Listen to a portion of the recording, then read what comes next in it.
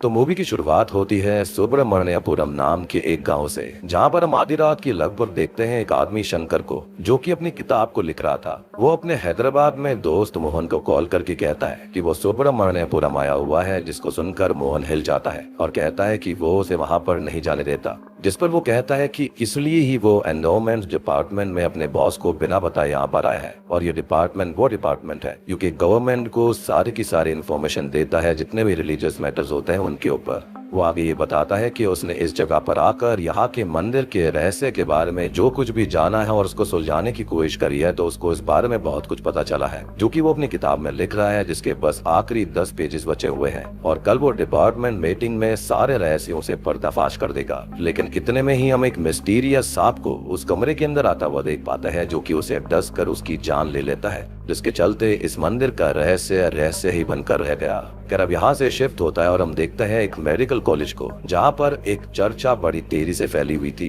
कि कॉलेज की मॉर्चुरी में 13th विंडो से गोस्ट दिखाई दिया था, जो कि बहुत तेज रोशनी के रूप में सामने आता है। अब सभी लोग उस साइड जाने से डरते हैं क्योंकि एक तो वहाँ मुर्दा घर है, ऊपर से 13वीं विंडो मतलब कि शैतान का नंबर भी है। और यही नहीं, कॉलेज की जो अथॉरिटी होती है वो भी लोगों को वहाँ जाने से मना करती थी। अब एक रात हमारा मेन लीड कार्तिक उस मुर्दा घर में जाने का फैसला करता है, जिसे जब तक किसी भी सवाल का जवाब ना मिले वो शांत नहीं बैठता। तो उसे इस मुर्दा घर के भूत का भी रहस्य सुलझाना था। वो अपने दोस्त रवि के साथ वहाँ पर जाता है, इन्वेस्टिगेशन करता है और अगले दिन पूरे कॉलेज के सामने रिवील करता है कि वहाँ पर पहले कंस्ट्रक्शन हुआ था, जिससे कि एक मेटल शीट वहीं पर रह गई है, जिसकी चलते लाइट रिफ्लेक्ट होती रहती है और 13वीं विंडो से कॉलेज की लाइट अंदर आती है, जो कि रिफ्लेक्ट होती है, जिससे कि सभी उसे भूत मान रहे थे। वो ये बताता है कि सारे ही सवालों के जवाब एग्जिस्ट करते हैं और अगर कोई सवाल ऐसा है जिसका जवाब है ही नहीं, तो दिक्कत सवाल में नहीं बल्कि जवाब ढूंढने के तरीके के अंदर है। उसकी टीचर उसको समझाती है कि हर सवाल के पीछे जानने पर कभी कभी जान भी जा सकती है। इस पर वो कहता है कि जान जाना सवाल का जवाब ना मिलने से तो बेटर ही है। और यहाँ पर हम उसकी डिटर्मिनेशन और माइंडसेट को देख पाते हैं। खैर अब हम उसके परिवार को भी देख पाते हैं, जिसके अंदर उसके माता पिता, भाई भाभी और एक भतीजी रहते हैं, जो कि उससे काफी प्यार करते हैं। एक चीज यह है कि कार्तिक भगवान पर इतना ज्यादा विश्वास नहीं रखता और उसकी माँ रोज उसकी राशिफल पढ़ती है, लेकिन उसे उसमें भी कोई यकीन नहीं है। खैर आज कॉलेज का आखिरी दिन होता है तो वो अपने भाई की कार लेकर जाता है और उसकी माँ उसे कॉल करके बताती है कि उसके राशिफल के हिसाब से आज वो अपनी लकी गर्ल से मिलेगा। इस पर वो कहता है कि वो रोज बहुत सारी लड़कियों से मिलता है। इस पर वो ये कहती है कि जो आज मिलेगी वो अलग होगी, जिसे वो पहचानने की कोशिश करे। यहाँ पर उसे कॉलेज के अंदर वल्ली नाम की एक लड़की दिखाई देती है, जो कि उसे पहले ही नजर में सबसे अलग दिखाई देती है और अगले ही पल वो उसकी कार पे अपनी स्कूटी से हल्का सा डेंट भी मार देती है। वो उसका आईडी कार्ड लेकर कहता है कि वो जल्दी उसकी कार को रिपेयर कराकर अपना आईडी कार्ड ले जाए, नहीं तो वो कहीं चोरी करके उसकी आईडी कार्ड को वहाँ पर छोड़कर उसे ही फंसा देगा। अब इसी बहसबाजी के चलते जहाँ पर उसे कार पार्क करनी थी वहाँ एक कार आकर खड़ी हो जाती है। वो सोचता है कि ये लड़की लकी कैसे हो सकती है, एक तो कार पे डेंट पड़ गया, ऊपर से पार्किंग भी चली गई। लेकिन अगले ही पल उस पार्किंग वाली कार के ऊपर पूरी की पूरी स्ट्रीट लाइट टूट कर गिर जाती है, जिससे कि वो कार पूरी तरह से खराब हो गई थी। और अब उसको एहसास होता है कि हाँ, उसकी माँ सही थी और वो वाकई में लकी तो है। खैर थोड़ी देर के बाद वो अपने दोस्तों के साथ लैब में होता है, जहाँ पर एक बॉडी भी रखी हुई थी। अब कार्तिक का दोस्त रवि जो होता है वो उस बॉडी के मुंह के अंदर चॉकलेट डालने लगता है, जिसको रोकने के लिए कार्तिक चॉकलेट ले लेता है। लेकिन गलती से रवि उसी बॉडी के ऊपर गिर गया था, जिसके मुंह से चॉकलेट झटक कर सीधा प्रोफेसर के मुंह में चली जाती है, जिससे कि वो काफी नाराज हो जाते हैं। खैर आगे अब वो अपने दोस्तों के साथ मस्ती करता है और उसका दोस्त सत्या जो होता है वो उसे ड्रिंक्स कराने के लिए बोलता है, जिस पर वो ये बोलता है कि उसके एटीएम के अंदर खाली 2000 रुपए हैं, जो कि विड्रॉ नहीं होते। अब वो लोग एटीएम जाते हैं, जहाँ पर वो लोग 2 घंटे तक ट्राई करते हैं लेकिन पैसे नहीं निकलते। लेकिन तभी वहाँ पर वली आ जाती है, जो कि एक कोशिश करती है और तुरंत ही पैसे निकल आते हैं, जिसको देखकर वो और शॉक्ड रह जाता है, यानी कि यही वो लकी लड़की है। अब इसी बीच हम एक पुलिस ऑफिसर सहदेव को देखते हैं, जो कि एक फेक बाबा का पर्दाफाश कर रहा होता है, जो कि लेडीज को प्रेग्नेंट करने के बहाने से उनके साथ गलत काम किया करता। अब तभी सहदेव ये कहता है कि लोगों को साइंस और मेडिकल पर विश्वास रखना चाहिए, न कि इस तरह के फॉल्स लोगों पर, और इस तरह की अंधविश्वासों पर तो बिल्कुल भी यकीन नहीं करना चाहिए। खैर अगले सीन में सहदेव ईडी डिपार्टमेंट जाता है, जहां पर वो हेड पृथ्वीराज से मिलता है, जो कि एक मंदिर के सिलसिले में मीडिया पर्संस को ब्रीफिंग कर रहे थे। यहाँ वो ईस्ट गोदावरी डिस्ट्रिक्ट में स्थित बोगर लंका गाँव के भैरव टेम्पल के बारे में बताते हैं, जहाँ पर पिछले 7 साल से एक डॉग रोज मंदिर के चक्कर लगाता है। ये बात जब गाँव वालों को पता चली तो ये देखने आए थे और धीरे धीरे दूसरे गाँव से भी और लोग आने लगे, जिससे कि मंदिर काफी ज्यादा प्रसिद्ध हो गया था। और इससे गांव को भी फायदा होने लगा। वो आगे ये बताते हैं कि कुछ नास्तिक लोगों ने ये अफवाह फैलाई है कि डॉग को कोई सर्कल डिजीज होगी या फिर मास हिस्टीरिया हुआ होगा, तो वो मीडिया के सामने ये कह रहे होते हैं कि वो कुछ भी उल्टा सीधा ना छापे। अब देखो, जो भगवान पर यकीन नहीं करता उनको तो कोई फर्क नहीं पड़ता, लेकिन मीडिया को ऐसा कुछ भी नहीं छापना चाहिए जिससे कि जो आस्तिक लोग हैं उनकी आस्था को ठेस पहुंच जाए। खैर, अब वो सहदेव से बात करते हैं, जहाँ पर हम उनके बारे में ये जानते हैं कि वो बहुत ही ज्यादा आस्तिक इंसान है, जो भगवान में बहुत ही ज्यादा विश्वास रखते हैं। खैर, अब सहदेव जो होता है ना, वो उनसे शंकर की रिपोर्ट पर साइन लेने आया हुआ था, यानी कि भाई स्टार्टिंग वाला इंसान जिसको स्नेक बाइट से मार दिया गया था। वो ये कहता है कि इससे केस क्लोज हो जाएगा, जिस पर वो ये कहते हैं कि वो हादसा नहीं था बल्कि एक्ट ऑफ गॉड था। इस पर वो रीजन पूछता है तो वो ये कहते हैं कि शंकर हमेशा रहस्यों को सुलझाने के पीछे रहा करता और इसलिए ही वो सुब्रमण्यपुरम गया था, जहाँ पर जाना ही मौत को निमंत्रण देना है। वहाँ पर सुब्रमण्यम स्वामी जी का टेम्पल भी है, जिसे किन्हीं घटनाओं की वजह से बंद कर दिया गया है और उस मंदिर के अंदर ढेर सारे रहस्य हैं जिस पर से कोई भी पर्दाफाश नहीं कर पाया है, क्योंकि जैसे ही कोई भी राज को सुलझाने वहाँ पर जाता है, मंदिर के करीब जाता है तो मारा जाता है और जितनी भी मौतें हुई हैं वो सांप के काटने से ही होती है। सहदेव इन बातों पर ज्यादा ध्यान नहीं देता और साइन लेकर वहाँ से निकल जाता है। मेनवाइल हम कार्तिक को देख पाते हैं, जो कि कॉलेज की तरफ से मेडिकल कैंप के लिए रेडी हो रहा था और उसका प्रोफेसर, जो कि उससे बहुत चिढ़ता है, नफरत करता है, वो उसे जानबूझकर सुब्रमण्यपुरम भेजने का फैसला कर लेता है। उसकी माँ उसके लिए बहुत चिंतित है, क्योंकि वो कभी इतने दिन के लिए घर से दूर नहीं गया और हाल ही में ही एक पंडित जी ने उसकी कुंडली के अंदर सर्प दोष भी देखा है, मतलब कि उसे सांपों से खतरा बताया गया है। और हम जानते हैं कि सुब्रमण्यपुरम के अंदर सांप ही है जो कि सबकी जान लेने के पीछे है। खैर, अब कार्तिक की माँ उसको एक डिवाइन ब्रेसलेट देती है जो कि वो अपने प्रोटेक्शन के लिए हमेशा पहन कर रखे और अगले सीन में वो सुब्रमण्यपुरम के लिए निकल जाता है। खैर, अगले सीन में वो लोग गांव की सीमा तक पहुंच जाते हैं, जहां पर उन्हें एक पागल व्यक्ति दिखाई देता है जो कि उन सबको वापस जाने के लिए बोल रहा था, लेकिन जैसे ही वो कार्तिक को देखता है तो वो निश्चिंत होकर इशारा करता है कि वो वहां पर जा सकते हैं, कोई दिक्कत नहीं है। अब वो लोग थोड़ी देर के बाद में गाँव में आ जाते हैं, जहाँ पर उनको हेयरमैन मिलता है जो की उनसे थोड़ी बहुत बात करता है और उनसे कहता है कि वो लोग गाँव के अंदर अलग अलग घरों के अंदर रह सकते हैं, लेकिन वो ये कहता है कि वो अलग अलग नहीं बल्कि साथ साथ रहेंगे। जिस पर वो ये बताता है कि इतना बड़ा घर तो पूरे गांव के अंदर कहीं पर भी नहीं होगा,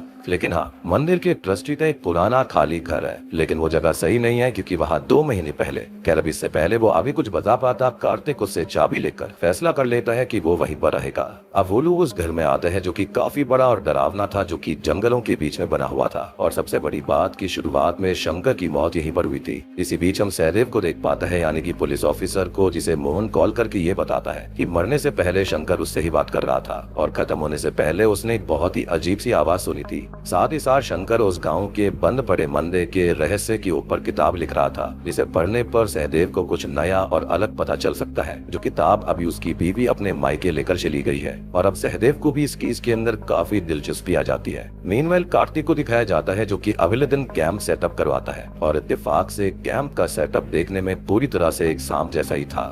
खैर, अब वो अपने दोस्त रवि के साथ चाय पी रहा होता है कि तभी उसे एक बस के अंदर वल्ली, यानी कि वही लड़की लकी गर्ल दिखाई देती है, लेकिन रवि कहता है कि वो यहाँ पर कैसे और क्यों ही आएगी। लेकिन इतने में ही उसे उसकी माँ का कॉल आता है जो कि उसे खुशखबरी देती है कि उसकी भाभी अब प्रेग्नेंट है। वो कहता है कि उसे खुशखबरी मिली, मतलब कि वो वल्ली ही है और वो उसे ढूंढने निकल जाता है। उसका यह मानना था कि वल्ली की वजह से ही उसकी भाभी की प्रेगनेंसी वाली न्यूज आई, जो कि काफी टाइम से नहीं आई थी। खैर, वो बस डिपो पर जाता है जहाँ पर वो काफी देर तक इंतजार करता है और वल्ली उसे वही मिल जाती है, जो कि उसे देखकर डिसअपॉइंटेड हो गई थी। वो उससे बात करने की कोशिश करने लगता है, जो कि ये बताती है कि ये उसका होम टाउन है। वो उसे प्रपोज करने लगता है, लेकिन वो उसके ऊपर चिल्लाकर उसे रोक देती है और अब रवि उसे कॉमेडी करने की सलाह देता है। इसके अंदर वो एक आदमी दिखाता है जिसका कार्तिक मजाक उड़ाने लगता है, लेकिन यह आदमी असल में वल्ली का पिता था, जिससे कि कार्तिक को और बुरा लगता है क्योंकि उसकी इमेज खराब हो गई। सबसे बड़ी बात की वल्ली अब उससे और नाराज हो जाएगी और वो अपने दोस्त रवि के ऊपर गुस्सा करने लगता है ऐसे वाहियात आइडिया के लिए। अब अगले दिन वो कैंप पर ही था जहाँ पर एक आदमी अपनी बीवी का एबॉर्शन कराने लाया था क्योंकि उसके पेट में बच्ची है, लेकिन वो उस आदमी को जेल भेजने की धमकी देता है और अच्छा खासा उल्टा सीधा सुनाता है कि वो आज भी ऐसी सोच लेकर जी रहा था और वो उस लेडी से कहता है कि वो उसे छोड़कर अपनी बेटी को जन्म दे, उसके साथ फ्यूचर बनाए, क्योंकि लड़कियां अगर कहीं सेफ नहीं है कम से कम घर में तो सेफ रहे। और वो लेडी उसकी बात भी मान लेती है।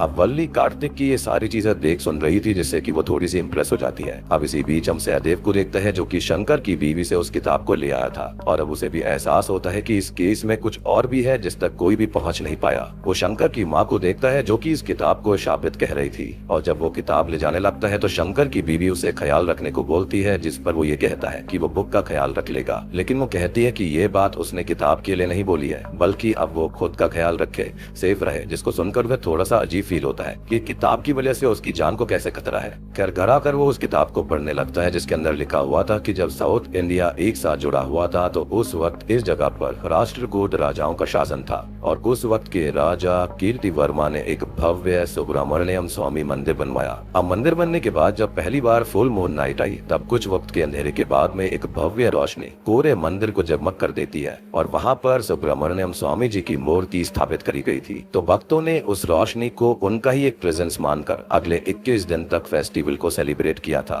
अब 21 दिन के बाद एक अनुष्ठान के साथ फेस्टिवल को समाप्त करा गया। अब हर कार्तिक महीने में वो रोशनी मंदिर को जगमग किया करती थी तो 21 दिन का फेस्टिवल यहाँ का एक कस्टम बन गया। बहुत से राजा आए और गए, मुगल आए, उन्होंने मंदिर को हथियाने तोड़ने की कोशिश करी, डच, पोर्तुगीज, ब्रिटिशर्स यहाँ पर आए, लेकिन मंदिर में 21 दिन के त्योहार का वो कस्टम हमेशा चलता रहा, कभी भी नहीं रुका। और मंदिर के ट्रस्टी ने जंगलों के बीचों बीच वो अपना बंगलो बनवा लिया था और जब ये फेस्टिवल हुआ करते थे तब वो लोग उसी बंगलों में रुका करते। समय के साथ मंदिर फेमस होता चला गया और यहाँ पर लोग आते गए और उसकी कमाई भी बढ़ती गई तो ईडी डिपार्टमेंट को उसका एडमिनिस्ट्रेशन सौंप दिया गया। लेकिन पिछले ही साल कार्तिक मास में कुछ ऐसा हुआ था कि सहदेव उसे पढ़ नहीं पाता और ना ही हम जान पाते क्योंकि उसे उसका कांस्टेबल इंटरप्ट कर देता है और वो फैसला करता है कि उसे पूरा और सही सच जानने के लिए सुब्रमण्यपुरम ही जाना होगा। हम यहाँ पर अब कार्तिक को देखते हैं जो कि वल्ली को प्रपोज करता है लेकिन वो उसे मना कर देती है। तो शाम को वो अपने दोस्तों के साथ ड्रिंक करने लगता है। अब वो और ड्रिंक्स लेने जाता है लेकिन तभी उसे थोड़ी ही दूरी पर किसी की झलक दिखाई देती है, लेकिन वहाँ से उनका नौकर आता है तो उसको ये लगता है कि उसने उसको ही देखा होगा जो कि वहाँ पर वॉशरूम करने गया था। खैर अब ये लोग ड्रिंक्स लेने जा ही रहे होते हैं लेकिन रास्ते में इनका नौकर देता जो होता है वो वॉशरूम के लिए उनको रोकता है और वो गाँव के ब्रिज के पास रुकते हैं जहाँ पर एक कार अचानक से ब्रिज से नीचे गिरकर कार्तिक की आगे ही क्रैश होती है और इस कार के अंदर कोई और नहीं बल्कि सहदेव होता है जो कि इस गांव के अंदर आ रहा था, लेकिन अब वो अपनी जान गंवा चुका है।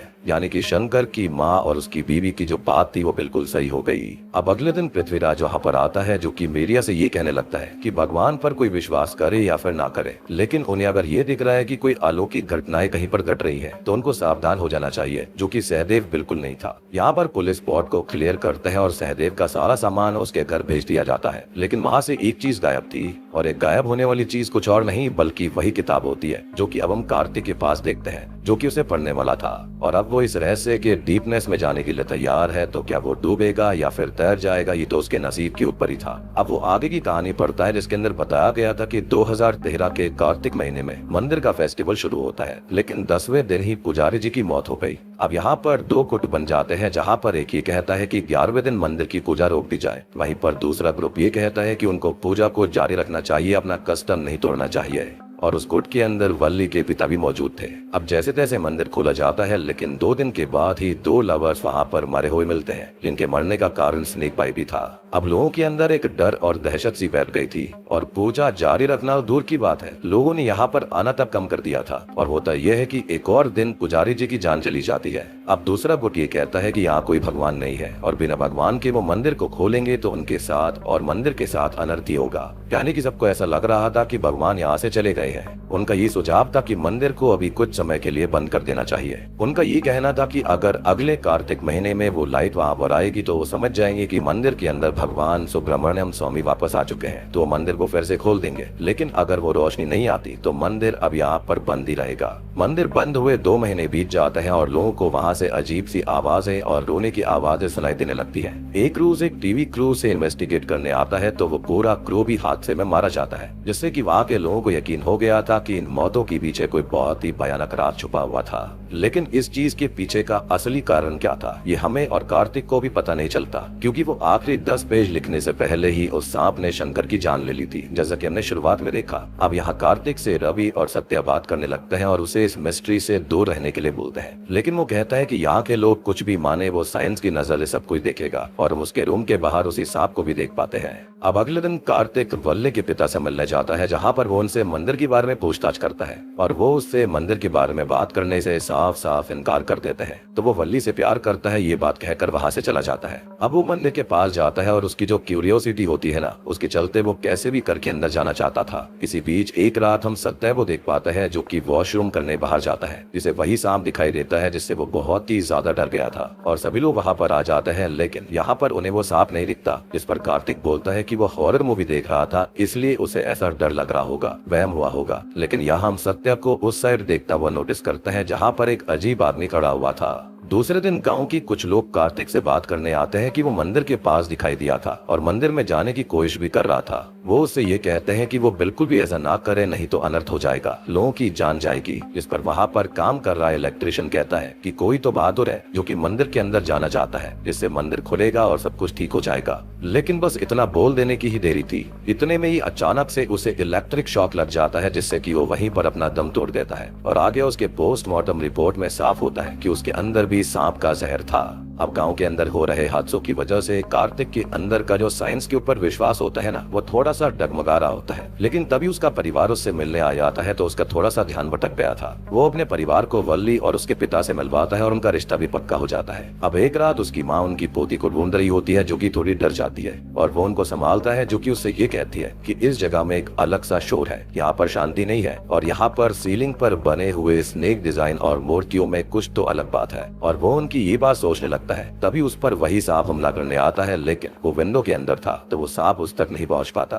और तभी वो पीछे से भगवान का शस्त्र लेने जाता है, लेकिन तब तक वो सांप वहां से भाग जाता है। अब अगले दिन वो अपने परिवार को वापस घर भेज देता है और जाते जाते उसकी माँ उससे ये कहती है कि कुछ भी हो जाए बस वो अपने हाथ से उस डिवाइन ब्रेसलेट को ना निकाले। एंड आई बिलीव कि यही ब्रेसलेट था जो कि उसको सेफ रख रहा था। एनीवेज अब रात में वो सोने जाता है कि तभी वो सीलिंग पर उस सांप को देखता है जो कि उस पर हमला करने पड़ता है और अब वो उसे चादर में कैद कर लेता है और अगले दिन डिपार्टमेंट ऑफ रेप्टाइल्स में डॉक्टर प्रकाश को दिखाता है। वो कहते हैं कि ये सांप कार्तिक के अकॉर्डिंग उस पर हमला करने घूम रहा है, लेकिन जितना उन्होंने उसको एग्जामिन किया है ये एक नॉर्मल सांप है, इसमें कुछ भी स्पेशल नहीं है। वो सबको अंदर बुलाते हैं और अभी वो सांप पूरी तरह से नॉर्मल है, लेकिन जैसे ही कार्तिक उसके सामने आता है वो अचानक से आक्रामक होकर उस पर हमला करने की कोशिश करता है। और अब तभी डॉक्टर प्रकाश भी हैरान होकर उसे पूरा मैटर जानने के लिए सॉल्यूशन देने के लिए एक दिन का वक्त मांगते हैं। अब पूरे दिन कार्तिक सोच में डूबा रहता है उस सांप के बारे में कि आखिर वो उसके ऊपर हमला क्यों कर रहा है। खैर अगले दिन डॉक्टर उसको बताते हैं कि हाँ, वो सांप कैसे भी करके उसे मारना चाहता है और वो उसे मार कर ही रहेगा, लेकिन इसके पीछे कोई मंत्र या कोई शक्ति या फिर कोई भगवान की कोई देन नहीं है, बल्कि सिंपल साइंस है। टच थेरेपी या फिर हिप्नोसिस से जानवरों को वश में किया जा सकता है, स्पेशली रेप्टाइल्स को, जिन्हें ट्रांस में भेजकर उनसे जो चाहे वो करवाया जा सकता है। लाइक जो एनिमल्स आग से डरते हैं वो फायर रिंग क्रॉस करते हैं और जो हाथ ऐसे नहीं हिलता वो ड्रग्स पे करतब करता है। वैसे भी उस सांप को हिप्नोटाइज करा गया है, जिसे कार्तिक की स्मेल से उसके पीछे छोड़ा गया है, जो कि मरने से पहले उसे काट कर ही रहेगा।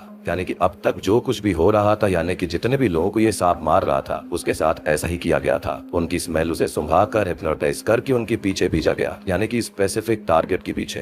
कार्तिक ही कहता है कि ऐसा तो कोई इंसान ही कर सकता है और उसको इतना ही पता लगाना है कि ये किसने और क्यों किया, और ये पता लगाने के लिए उसे रिवर्स इंजीनियरिंग करनी पड़ेगी। वो वल्ली के पिता से मिलता है और उनसे मंदिर के बारे में पूछताछ करता है, ताकि अब तक जो कुछ भी हुआ था उसका पता वो लगा पाए और आगे कुछ होने से रोक पाए। अब वल्ली के पिता उससे ये कहते हैं कि मंदिर के बारे में डिटेल में सब कुछ जानने के लिए थंजावुर के नाग शक्ति पीठम के पीठ अधिकारी से मिलना होगा। वो लोग उनसे मिलने जाते हैं और वो कार्तिक को देखकर बात करने के लिए एग्री हो जाते हैं। वो उन्हें बताता है कि जब यहाँ पर कीर्ति वर्मा का राज था तब अकाल पड़ गया था, जैसे जमीन बंजर हो गई, जानवर मरने लगे और रोज के रोज 10 या फिर 100 लोग मरने लगे थे, जिससे कि राजा बहुत परेशान रहने लगे और सब कुछ ठीक करने की उनकी सारी कोशिशें खराब हो गई। अब एक दिन राजा जंगल के अंदर भ्रमण करने निकलते हैं ताकि इस चीज का कोई ना कोई उपाय उन्हें मिल पाए। तभी उन्हें सामने सुब्रमण्य स्वामी जी की मूर्ति मिल जाती है, जिससे कि उन्हें काफी ज्यादा पॉजिटिविटी आती है और उन्हीं से उन्होंने सब कुछ ठीक करने की प्रार्थना करी और मंदिर बनाने के लिए बोला, जिसके बाद सब कुछ ठीक हो गया। संकट हट गया, जमीन उपजाऊ हो गई, सारे के सारे जानवर बिल्कुल अच्छे हो गए थे,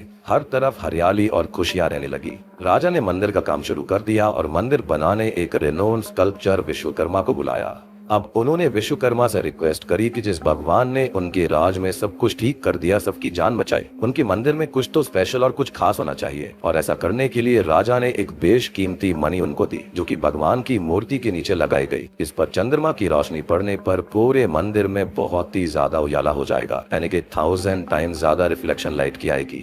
और विश्वकर्मा जी ने उसे ऐसे सेट किया जिससे कि वहाँ पर बहुत ही ज्यादा उजाला हो गया था और ये मंदिर हमेशा खास बना रहे, इसलिए उन्होंने उस मनी वाली बात को हमेशा एक राज ही रखा था। खैर अब ये सब सुनकर कार्तिक और बाकी लोग घर आ जाते हैं जो कि कैम की फोटोज को चेक कर रहे थे और यहाँ पर वो इस दिन की फोटोज देखते हैं जिस दिन वो इलेक्ट्रिशियन मारा गया था। तो उसको वहाँ पर शॉकिंगली दिखता है कि नौकर देता ने उस दिन इलेक्ट्रिशियन को पॉइजन शॉट दिया था। जी हाँ, और अब वो उसे पकड़ने भागता है लेकिन देता भागते भागते एक पेड़ से टकराकर मारा जाता है। कार्तिक इससे बहुत परेशान हो जाता है क्योंकि अब वो सच्चाई का कैसे पता लगाता और अब वो फाइनली अकेले मंदिर में जाने का फैसला कर लेता है। वो नदी पार करके मंदिर में जाता है जिसका दरवाजा अब वो खोल चुका है और अंदर उस पर कुछ लोग हमला करते हैं। वो उन लोगों को पीट कर आगे जाता है जिसे अंधेरे में एक आदमी खड़ा मिलता है और अब उजाला करने पर वो अपनी लालटेन तोड़ देता है जो कि मंदिर की दिव्य ज्योति को जला देती है और हम उस आदमी को देख पाते हैं जो कि कोई और नहीं बल्कि शॉकिंगली पृथ्वीराज था। जी हाँ, अब वो कार्तिक के ऊपर गुस्सा करने लगता है कि उसने उसकी 1 साल की मेहनत खराब कर दी और आज कार्तिक महीने का दिन है तो फुल मून आने पर वो मंदिर फिर से जगमगा जाता है। तो अब लोगों के अंदर से डर भी खत्म हो जाएगा कि यहाँ पर देव रहते हैं। तो यहाँ पर कार्तिक पृथ्वीराज से सारा सच पूछता है और दोस्तों अब यहाँ पर खुलते हैं इस कहानी के असली पत्ते। तो इस मंदिर के अंदर सिर्फ गाँव वाले नहीं आते थे, विदेशी भी आया करते थे और एक दिन एक ग्रुप को पता चल जाता है कि यहाँ पर जो भी लाइट सोर्स है वो एक डायमंड है। तो पृथ्वीराज से कांटेक्ट करते हैं, यानी कि जो लोग थोड़े बहुत पढ़े लिखे थे जिनको थोड़ी बहुत समझ थी इन चीजों की, वो समझ जाते हैं कि यहाँ पर डायमंड वाली चीज है। और विश्वकर्मा जी ने डायमंड को इस तरह से प्लेस किया था जैसे ही फुल मून नाइट हुआ करती थी तो चंद्रमा की रोशनी जैसे ये डायमंड से टकराया करती तो पूरा का पूरा मंदिर प्रकाशित हो जाया करता। वो जानता था कि लोग उन्हें मंदिर में ऐसे नहीं जाने देंगे, तो अब वो उनकी आस्था पर वार करने के लिए कहानी बनाता है जिसके अंदर वो देता और एक पुजारी जी को अपने साथ मिलाता है जिसने उस पुजारी को पॉइजन शॉट दिया था जिससे कि उसकी जान चली गई थी। बेसिकली उसको भी धोखा दिया गया। अब वो एक स्टेप आगे जाता है और एक सांप को हिप्नोटाइज करता है जिसकी मदद से वो बाकी लोगों की जान ले रहा था ताकि मंदिर का डर और ज्यादा भयानक हो जाए और कभी भी वहाँ कोई ना आ पाए। जिसके बाद वो आराम से उस डायमंड को निकाल लेते और गांव के लोग यही समझते कि वहाँ से भगवान जा चुके हैं। लेकिन आज कार्तिक की वजह से वो प्लान फेल हो गया, यानी कि कार्तिक का साइंस और इन चीजों के ऊपर विश्वास जो होता है वो बहुत ही ज्यादा अटूट था। इसके चलते उसने इस गुत्थी को सुलझा लिया। अब इसके चलते पृथ्वीराज को जेल भेज दिया जाता है और अंतिम सीन में कार्तिक अपने फाइनल ईयर सेलिब्रेशन में था जहाँ पर वो मंदिर के बारे में ही सोच रहा था। अब उसे वल्ली के पिता की बात याद आती है जो कि ये कहते हैं कि सब ऊपर वाले की मर्जी से होता है। इस पर वो इनकार करता है तो वो उससे 3 सवाल करता है। पहला कि उस पागल आदमी ने क्यों कहा था कि सिर्फ वही मंदिर में जा सकता है, दूसरा वो कि सांप उसे क्यों नहीं मार पाया और तीसरा ये कि पीटा अधिकारी ने सबके बीच उसे ही क्यों बुलाया था, उससे क्यों बात करी। अब इन बातों के जवाब को वो सोच ही रहा होता है कि तभी हम उसके पूरे नाम को सुन पाते हैं जो कि होता है कार्तिकेय कुमारस्वामी और कुमारस्वामी सुब्रमण्यम स्वामी जी का है दूसरा नाम है। इसलिए कार्तिक से ही वो मंदिर खुला और ये भी उसे पता चला कि पृथ्वीराज और उसके लोगों को जेल में मृत पाया गया है जिनकी मौत का रीजन था स्नेक बाइट। जी हाँ, यानी कि ये सब उसके लिए ही था। वो डॉक्टर से भी मिलता है जिन्होंने उस सांप को डिहिप्नोटाइज कर दिया था जिससे अब वो कभी कार्तिक के पीछे नहीं आएगा। अब आगे वो थोड़ा सा गॉड को लेकर फेथफुल हो जाता है कि हाँ, ऊपर वाले की शक्ति जरूर काम आती है। खैर अब आगे चलकर वो भगवान को मानने लगता है, उनके लिए थोड़ा फेथफुल हो जाता है कि हाँ, इस दुनिया के अंदर कोई तो ऐसी शक्ति है जिसको आप कुछ भी नाम दे सकते हो अपनी अपनी श्रद्धा के अनुसार, जो कि इंसानों की मदद करती है, एटलीस्ट अच्छे इंसानों की। लेकिन वो भी यहाँ पर खत्म नहीं होती क्योंकि अब वो अपने दोस्तों के साथ गोवा की एक कीव जा रहा था जहाँ पर कोई भी वापस नहीं आता और अब वो वहाँ की मिस्ट्री को सुलझाने के लिए निकल पड़ता है, जिसके लिए आपको पार्ट 2 देखना पड़ेगा जो कि जल्द ही आने वाला है। इसी के साथ में ये मूवी यहीं पर खत्म हो जाती है।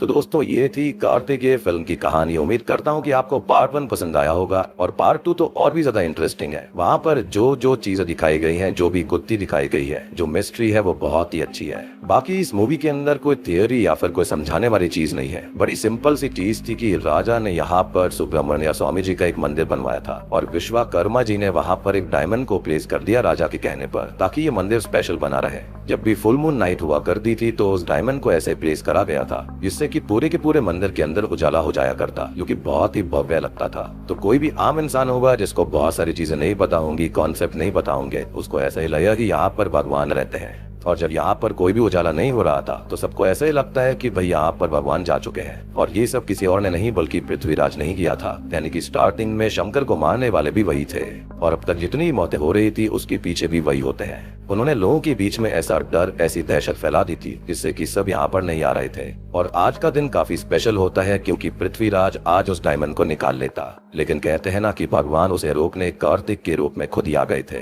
और अंत में सांपों ने उन सभी की जान ले ली, जो कि भगवान की ही मर्जी थी। अधर्मियों को ऐसे ही थोड़ी छोड़ा जा सकता है। तो उम्मीद करता हूँ कि आपको ये फिल्म पसंद आई होगी, कॉन्सेप्ट अच्छा लगा होगा। वीडियो अच्छी लगी है तो लाइक कर देना, चैनल के ऊपर नए हैं तो सब्सक्राइब कर लीजिए।